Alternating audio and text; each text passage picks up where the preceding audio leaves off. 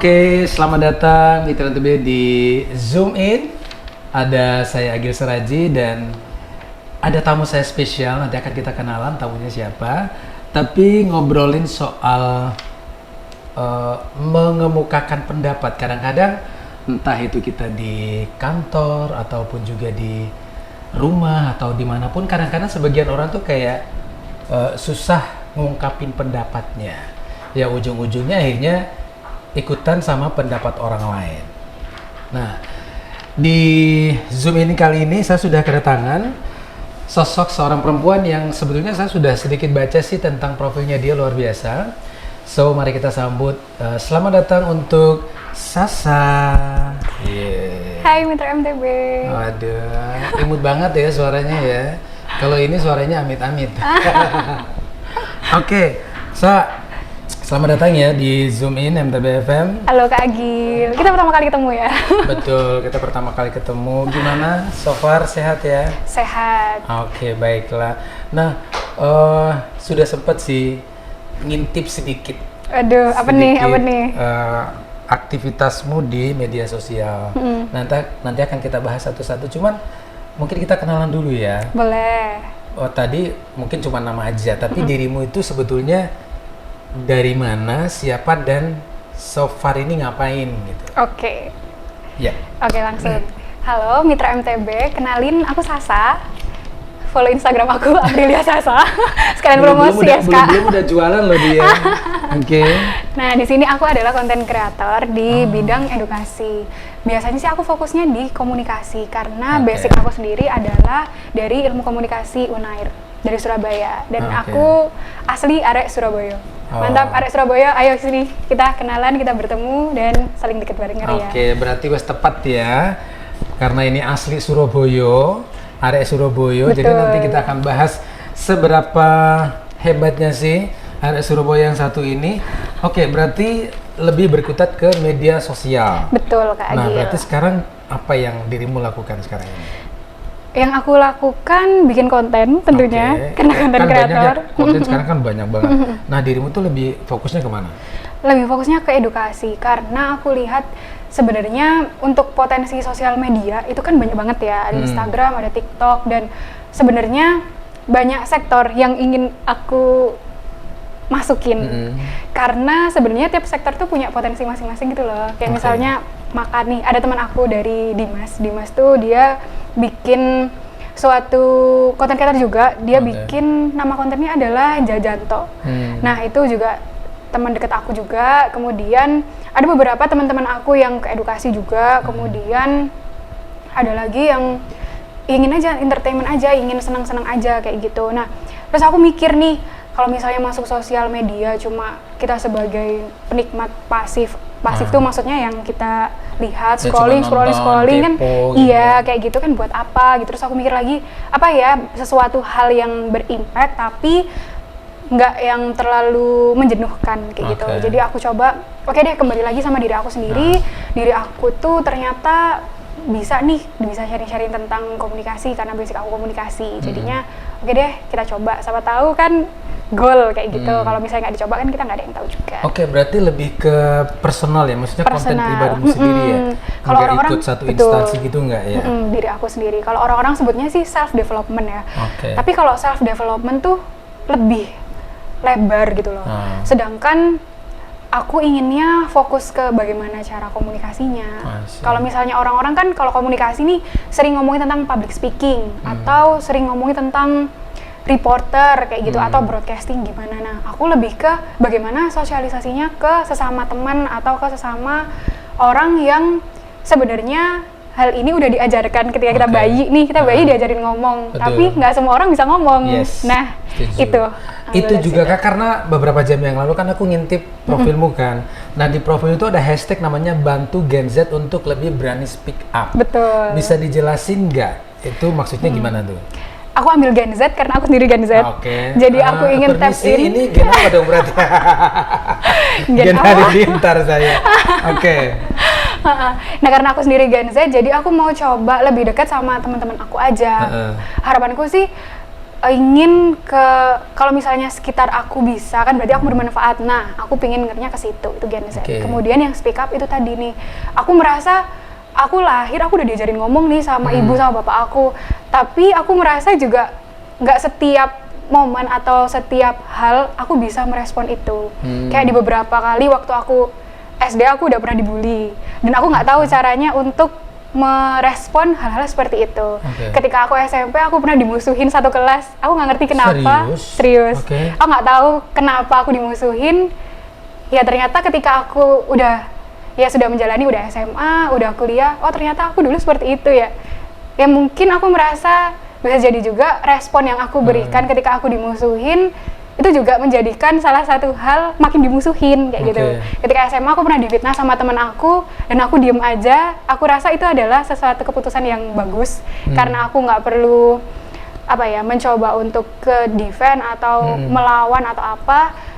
Tapi ternyata ketika aku udah masuk komunikasi ini, terus aku dapat maksudnya bukan masukan juga ya, dapat materi-materi, dapat pembelajaran itu juga, aku merasa oh ternyata salah ya ketika aku diam gitu. Harusnya aku melakukan ini, aku melakukan itu. Nah, aku nggak pengen orang-orang yang pernah melakukan itu juga akhirnya melakukan hal yang sama seperti aku, kayak gitu sih Kak. Jadi aku pengennya sih kalau misalnya dari orang sekitar aku bisa ngasih tahu cara respon yang itu lebih baik karena dia nggak perlu ngulangin apa yang aku lakukan kemarin waktu aku salah kayak gitu. Berarti dirimu tuh lebih fokusnya ke mananya? Maksudnya ke sosialnya. Based on pengalaman waktu dulu sering dibully dan lain-lain, akhirnya kontenmu atau yang kamu mau speak up ini adalah soal fokusnya kemana?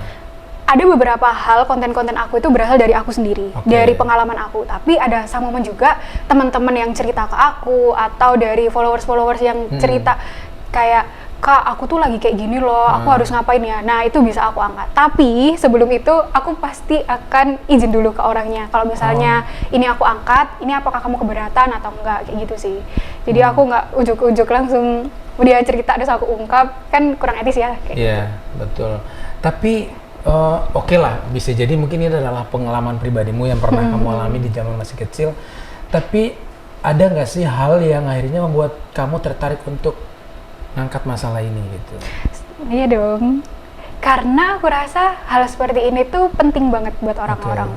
Kalau di orang-orang tuh selalu bilang ini ada miskomunikasi gitu, misal sama pasangan atau sama keluarga pun ya, kayak orang tua kayak gitu, atau sama bestie sendiri sama teman-teman ada miskomunikasi. Padahal sebenarnya miskomunikasi itu bisa diantisipasi loh, kayak gitu.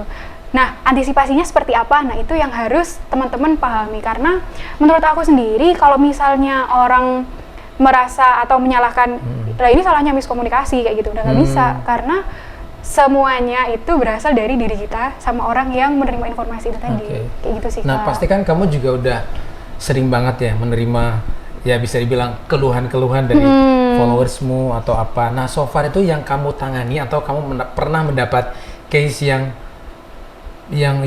akhirnya wow ternyata ada ya case yang justru malah jauh lebih istilahnya lebih apa ya? Impactful atau apa? Lebih sadis, bukan lebih sadis ya. Lebih parah, lebih kompleks dari yang pernah kamu alami. Ada nggak yang mereka curhat atau? Ada sih. Waktu itu dia cerita tentang difitnah sama temennya. Jadi aku nggak sebut nama ya, karena ini privacy dari dia sendiri juga. Dia bilang kalau misalnya mau diangkat di konten nggak apa-apa, tapi tolong jangan sebut nama kayak gitu. Dia cerita kalau misalnya dia tuh pernah difitnah sama temennya. Dia nggak ngapa-ngapain, dia diteriakin di tengah lapangan. Terus kemudian dia bilang, aku merasa nggak salah Kak gitu, tapi aku merasa tertekan, aku nggak tahu harus ngapain, aku cuma diem gitu. Tapi aku merasa aku perlu ngasih tahu kebenaran kalau aku nggak salah. Nah, aku harus gimana ya Kak gitu. Nah, aku dari situ coba mengulik lagi apa yang sudah dia lakukan sebelumnya sampai temennya merasa dan bikin yang kayak fitnah tadi itu. Ternyata setelah dikulik emang temennya aja yang ingin cari sensasi kayak gitu, karena kalau misalnya dia cerita dari banyak hal ternyata dia punya kelebihan gitu loh yang dirasa temennya itu adalah bisa jadi saingan kali ya, atau dia iri bisa jadi, atau merasa si yang followers yang cerita ke aku tuh lebih oke lah. Akhirnya dia bikin huru-hara, keramaian untuk buat atensi supaya dia yang salah kayak gitu. Nah, setelah aku coba lagi, ternyata dia melakukan loh apa yang aku sarankan, dan itu nggak sekali cerita selesai. Jadi beruntun gitu. Jadi dia cerita awalnya gimana, kemudian coba deh kamu melakukan ini gitu. Dia coba, ternyata tetap nggak berhasil Kak. Coba deh kamu melakukan ini, sampai pada akhirnya dia merasa, oke Kak, aku udah tahu apa yang harus kulakukan dari saran-sarannya Kak Sasa yang sudah sampaikan di sini. Aku coba terapin satu persatu. Ternyata memang dia nggak perlu untuk diberikan energi yang banyak gitu. Dia nggak perlu diberikan kita ikutan marah, nggak perlu.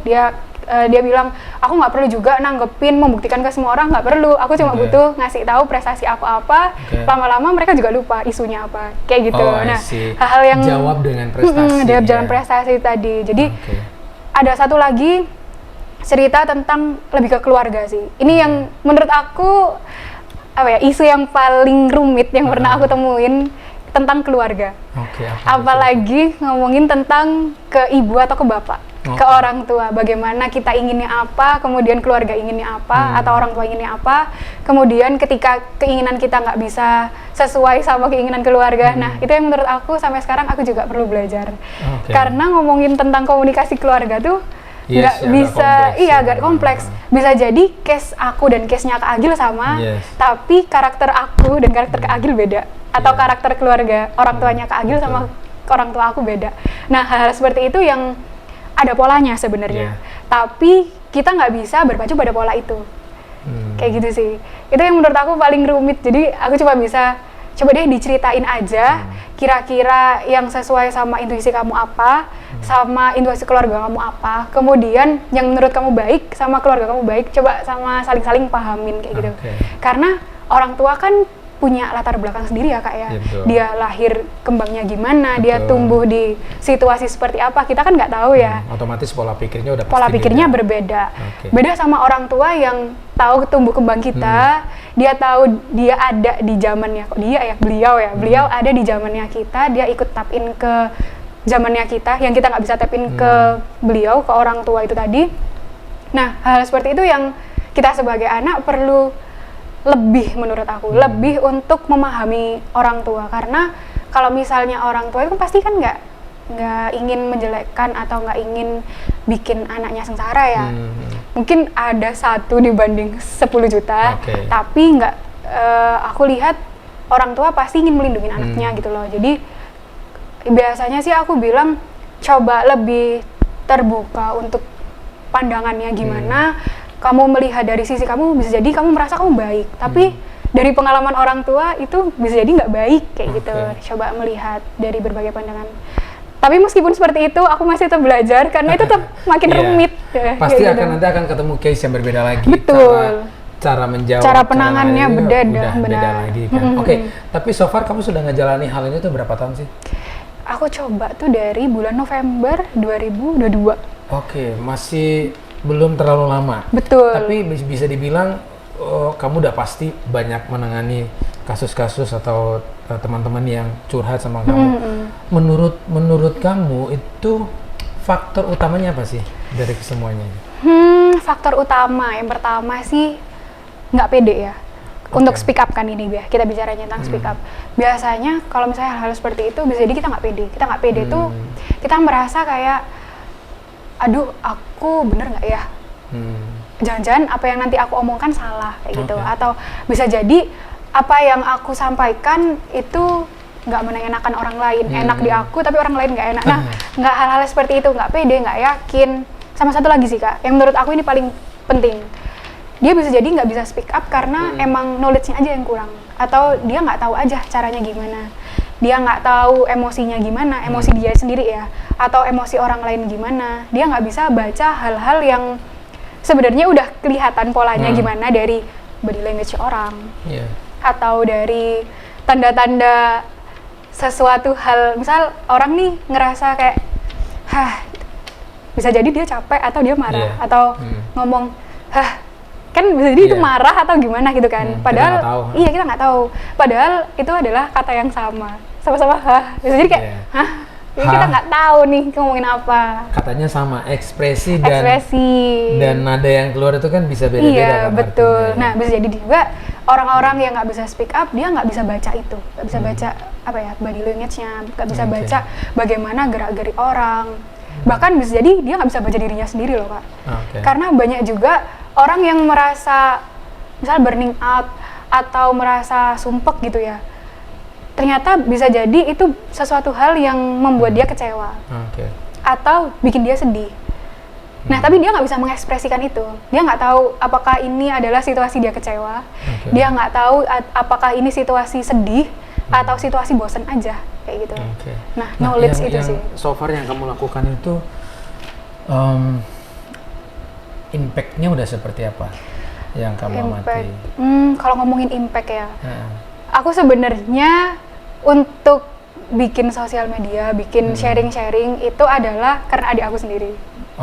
Awalnya dari adik aku. Adik aku dia dari farmasi, di salah satu perguruan tinggi. Aku merasa bagaimana dia mengungkapkan emosinya, bagaimana dia membicarakan sesuatu hal ke aku sendiri, ke kakak aku, atau ke temennya, atau ke orang tua aku sendiri. Itu bikin banyak salah paham. Kalau misalnya aku masuk di komunikasi nih Kak, pertama kali ada yang namanya frame of reference sama field of experience. Itu adalah bagaimana kita menerima informasi berdasarkan referensi kita dan menerima informasi berdasarkan bagaimana pengalaman kita. Nah, case-nya nih adik aku, dia kalau misalnya ngomongin sesuatu agak terputus-putus gitu loh Kak. Misal ngechat nih, Kak aku butuh bantuan, hilang. Ngeselin kan Kak? Terus ditanyain, kamu kenapa? Butuh bantuan apa? Ini aku lagi bingung mau, misalnya mau ke tempat A gitu. Udah selesai. Nggak ada kelanjutannya. Jadi kita bingung. Padahal menurut dia itu sudah selesai. Dia sudah memberikan informasi dengan lengkap. Aku butuh bantuan untuk ke sana, tolong aku antarkan. Tapi dia nggak ngomong tolong antarkan itu Kak. Jadinya case-nya dari situ. Dari situ akhirnya aku merasa aduh gregetan banget sih, kenapa sih adik aku sendiri kayak gitu. Terus akhirnya aku coba deh ngomong nih di sosial media itu tadi, cara merespon kan. Kalau misalnya aku awal-awalnya tuh tutorial cara untuk menyampaikan apa gitu, tutorial ngomong biar nggak berlibat, atau tutorial marah tanpa mengekspresikan kemarahan yang kayak gitu. Nah, sebenarnya itu case yang aku alamin juga, bisa jadi case yang dari orang-orang sekitar aku tadi, kayak adik aku gimana, dari kakak aku gimana, kayak gitu. Nah, dari gregetan itu tadi aku sama adik aku akhirnya, deh coba. Nah, ternyata rame tuh. Sebenarnya aku nggak expect awalnya, terus ternyata mikir-mikir, kok rame ya? Ternyata orang-orang butuh nih, kayak gitu. Akhirnya, jadi lanjutin aja. Sama apa yang dilakukan sama mereka juga mungkin sama, related gitu. Akhirnya yaudah deh, coba kali ya kita terusin kayak gitu. Terusin. Aku coba, seringkali aku juga ngomong ke adik aku, kalau misalnya aku bikin konten kayak gini, kamu tertarik nggak gitu. Terus dia bilang, kadang nih, karena dia kan kelahiran 2002. Jadi generasinya tuh kental banget kan. Jadi dia katanya, misal ini tuh orang-orang lagi rame skena atau rame FOMO, apa sih, dia case-nya apa sih, terus dia bilang, ini loh Kak lagi rame di Twitter nih, ngomongin kayak gini. Terus aku bikin konten, terus aku bilang, Dek kalau misalnya aku bikin kayak gini, menurut kamu oke nggak? Oh iya, aku juga kayak gitu. Berarti relate, kalau dia relate, aku relate, aku publish, kayak gitu sih. Dan ternyata komen-komen orang-orang tuh malah cerita Kak. Akhirnya mereka mengakui. Dia mengakui, teman-teman tuh followers banyak yang cerita di komentar, cerita panjang banget sampai segini kali ya.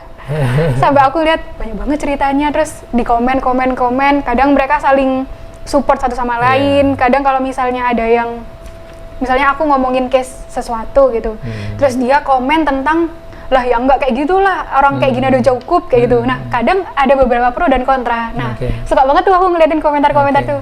Ternyata orang-orang kayak gini ya kehidupannya. Seru banget kayak gitu. Nah, kalau udah ada komen yang kontradiktif di sana, istilahnya gini, kamu melempar sesuatu, kemudian mereka langsung ibarat kata itu kasarnya itu kayak bertengkar gitu ya. Rame banget.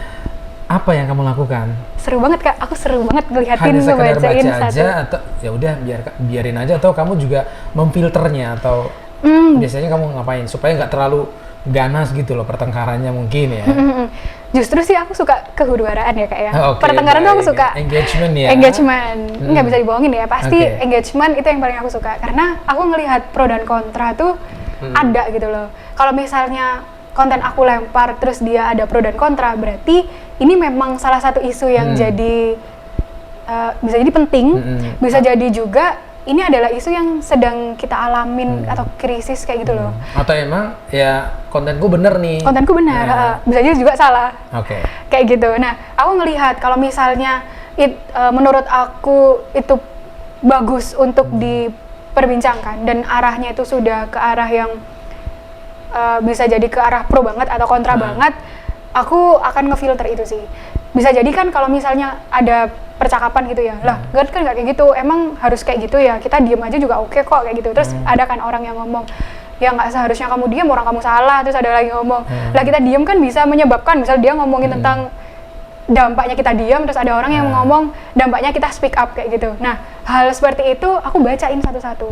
Oke. Terus aku lihat, oh ternyata kalau misalnya orang diem bisa kayak gini loh, atau orang yang nggak oke bisa kayak gini juga. Nah, sebenarnya itu bisa aku angkat lagi, jadi konten baru lagi, pembahasan baru lagi.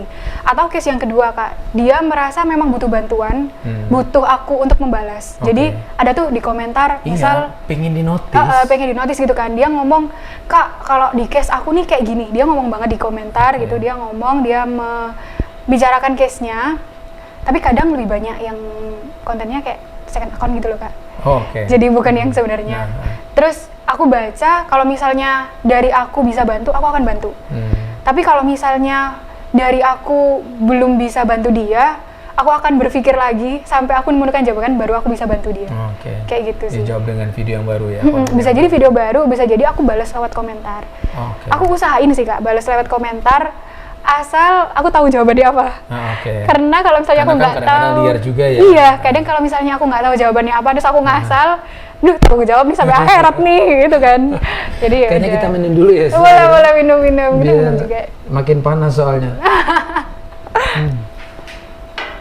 Tapi tadi aku juga ngelihat beberapa postinganmu. Ada salah satu postingan yang aku salah fokus sama, entah sebagai bentuk ajakan untuk menolak permintaan, itu maksudnya gimana? Ya mungkin bertentangan dengan diri kita.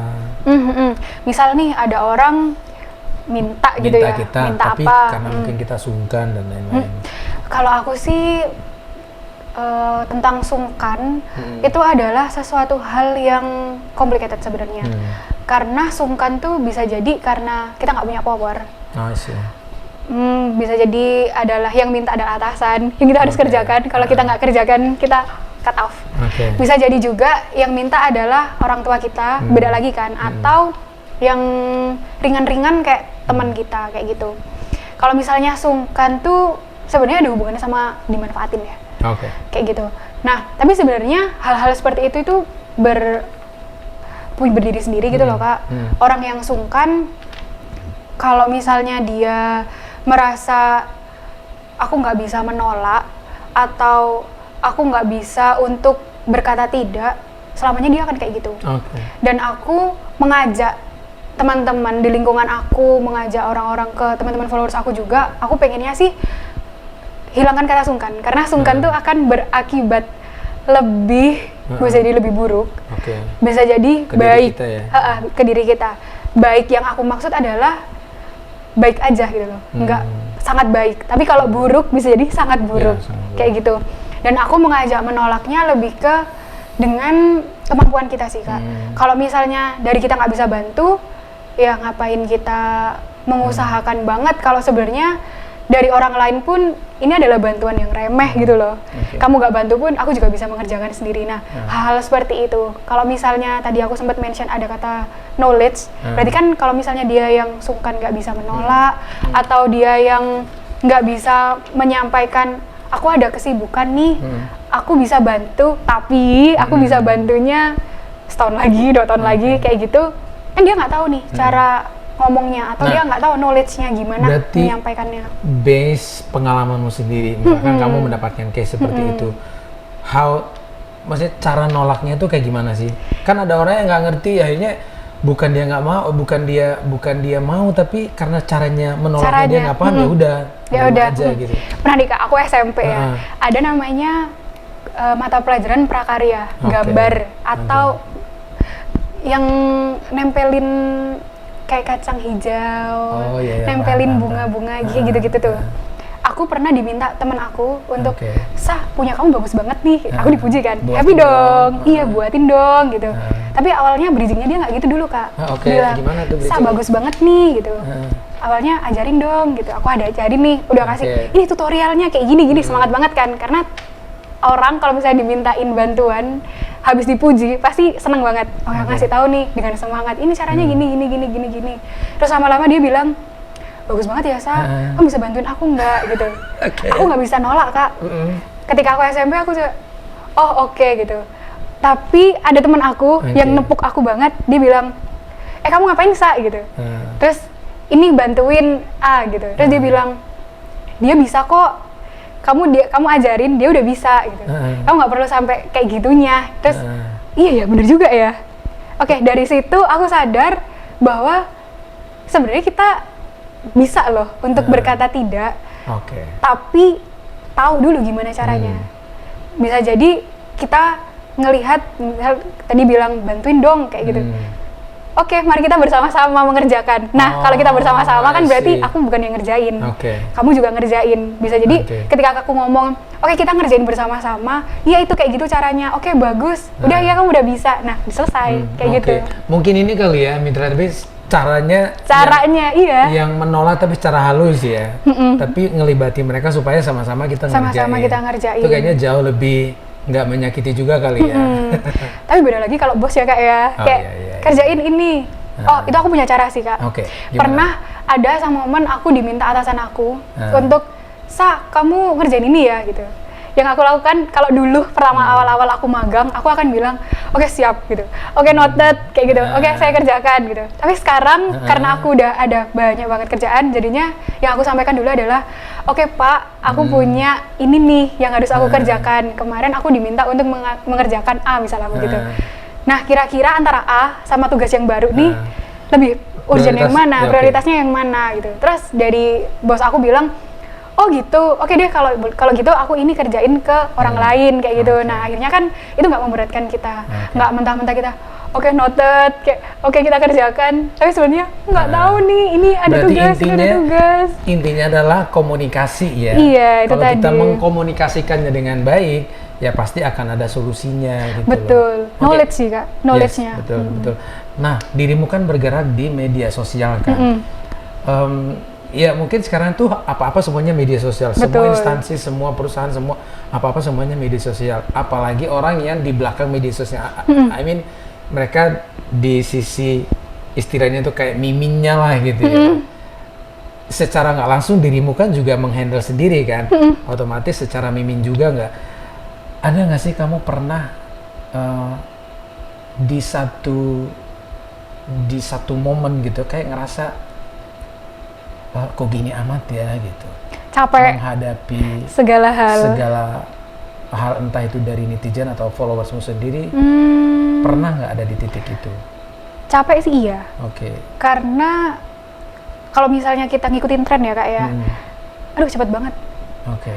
Kadang-kadang kita posting harapan kita banyak engagement-nya, banyak yang respon gitu. Ternyata nggak ada yang respon, ya udah. No views gitu ya. Terus gimana dong untuk ya udah Kak, gimana lagi? Caramu untuk tetap bertahan tuh gimana? Sebenarnya gini, aku nggak menargetkan aku harus seberapa viewsnya, karena dari tujuan awal aku pertama adalah aku ingin bantu sekitar. Kayak aku ingin sharing, aku ada pengetahuan nih, aku sharing ke teman-teman, harapanku teman-teman juga tahu.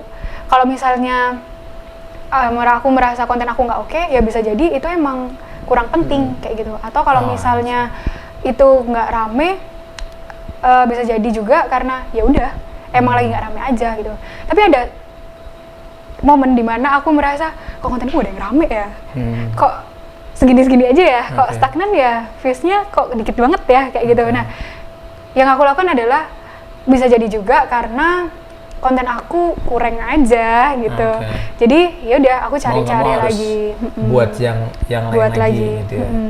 Oke, tapi dari pengalamanmu juga nih, ngobrol soal media sosial kan sebetulnya banyak sekali ya problematikanya gitu ya. Banyak banget. Nah, kalau kamu kan otomatis tampil sendiri juga kan, sebagai mimin juga iya, sebagai kreatornya juga iya, editing semuanya juga Editing iya, juga. gitu kan. Gimana kamu melihat tren-tren sekarang ini yang bisa dibilang dinamis banget kan? Nah, dengan kontenmu yang ada ini, seperti apa sih yang Ngelihat ini ngelihat? problematika. Yes. Aku mantau Twitter sih Kak. Oh, oke. Twitter tuh benar-benar semua kalangan, dari Gen Z ada, milenial ada. Kalau sekarang tuh orang-orang sebutnya kayak alpha male, alpha girl, kayak gitu-gitu. Ramai banget di Twitter. Nah, kadang aku ngambil dari sana. Twitter ya. Oke, Mitra MTB, mari kita buka Twitter. Di sana banyak terkuak informasi-informasi. Nah, dari situ tuh Kak, ramai banget. Misal waktu itu ngomongin tentang FOMO. Jadi aku berpikir nih, kira-kira kalau misalnya ngomongin FOMO apa ya yang bisa jadi itu relate sama kehidupan kita, orang-orang Gen Z. Kalau aku lihat kan Gen Z masih di umur siswa, SMA bisa jadi, atau mahasiswa, atau orang-orang yang barusan kerja, kayak gitu. Yaudah, aku lihat aja, oh ternyata ini loh yang lagi rame dibahas. Terus akhirnya, yaudah aku coba bikin hal-hal kayak gini, atau FOMO-FOMO itu tadi. Atau aku sering ngelempar sih Kak, di story-story aku, ngomongin tentang, kita komtok yuk, gitu. Aku nyebutnya komtok sih, kita saling komunikasi. Talk, ya udah aku nyambung aja sih, talking, komtok kayak gitu, ngobrol. Terus banyak nih orang-orang yang curhat di situ. Dia ngerespon, gimana sih Kak cara biar ngomong nggak belibet kayak gitu, atau gimana sih Kak cara ngomong biar didengerin orang. Kalau misalnya kita ketemu orang baru, kita diem nih, nah aku pengen ngomong gimana ya caranya, atau ngomongin tentang, Kak aku introvert nih Kak, ngomongnya biar lost banget tapi nggak mengganggu boundaries aku di introvert, gimana ya. Nah, hal seperti itu yang aku tinjau lagi, gimana ya caranya gitu. Coba aku berpikir lagi, aku kalau misalnya di posisi ini gimana ya, atau aku bisa juga kadang searching sih Kak, cari-cari orang-orang kalau misalnya ada di posisi ini yang dilakukan apa gitu. Aku lempar isu lagi, kalau misalnya kamu belibet biasanya kamu melakukan apa, atau pernah nggak sih kamu ada di posisi belibet, coba dia cerita. Nah, dari situ aku bisa olah lagi kontennya kayak gimana, kemudian bisa lebih tap in ke orang-orang yang aku ajak ngobrol juga, kayak gitu. Kayaknya waktu itu memang terbatas juga ya. Tapi ada satu yang mau aku tanyain lagi, dari sekian let's say mungkin kadang nggak ada views-nya, atau ada yang justru malah boom gitu ya.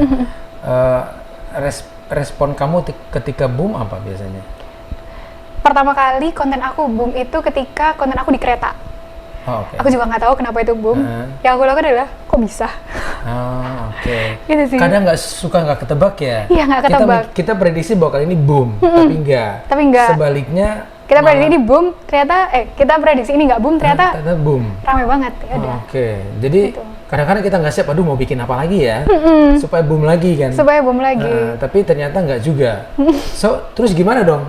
Aku biasanya balas-balasin di komentar sih Kak. Jadi misal ada followers aku nih ngobrol di komentar, aku ngomongin tentang pertama kali konten aku tuh adalah tutorial menjalani hidup di umur 20-an. Sama kesalahan komunikasi yang kamu lakuin di umur 20. Satu lagi, 3 konten yang pertama kali boom adalah cara network di umur 20-an. Nah, dari situ kan banyak komentar nih, oh ternyata harus kayak gini ya, enggak deh Kak, nggak kayak gitu, orang aku nggak kayak gitu. Terus ada lagi salah satu komen yang bilang, iya nih kesalahan komunikasi di umur 20 dijauhin sama teman adalah ngobrol sambil HP-an. Nah, hal seperti itu yang aku lihat komentar-komentar, oh ternyata emang kayak gini ya. Iya, memang harus benar-benar kita nganalisa juga gitu ya, supaya related nggak nih kontennya gitu kan. Dari komen itu tadi sih Kak. Luar biasa ya. Berarti udah bisa ditanya nih usianya berapa? 24. Oke, baik. Usia 24 tapi udah bisa melakukan banyak hal loh Mitra MTB. Nah, terakhir kira-kira nih terkait dengan apa yang kita sudah ngobrolin tadi soal komunikasi, soal media sosial, ada nggak nih pesan-pesan buat para Gen Z yang ada di luar sana? Para Gen Z. Coba. Kalau misalnya teman-teman ngerasa nggak pede, terus sampai sekarang ngerasa nggak pede, ya sampai akhir akan ngerasa nggak pede juga. Jadi yang harus dilakukan ya mulai untuk pede, mulai untuk yakin, dan kalau misalnya merasa nggak tahu ya nggak apa-apa. Tapi kalau misalnya merasa nggak tahu itu, At least udah nyoba. iya udah nyoba. Kalau misalnya teman-teman merasa nggak tahu terus diem aja, itu yang salah. Jadi kalau misalnya udah tahu, teman-teman nggak ada ilmunya, cari tahu ilmunya apa supaya pede itu tadi. Itu sih Kak. Oke. Alright. Terima kasih Lesa udah mampir di Zoom In. Aku juga seneng bisa mampir ke sini. Semoga kita bisa kolaborasi mungkin ya. Bisa. Oke. Jadi kita baiklah. ngobrol-ngobrol di belakang. Oh iya, di sini masih banyak loh soalnya. Boleh. Ya guys, terima kasih ya buat Mitra YouTube yang udah nontonin kita di Zoom In kali ini. Ya guys, pokoknya jangan lupa nonton terus, subscribe channelnya kita juga. Channelmu apa? Di Instagram sih Kak. Oh di Instagramnya ya. Berarti Aprilia Sasa. Aprilia Sasa. Sasa. Nah jangan lupa di follow ya. Ya udah, ketemu lagi di episode berikutnya. Bye.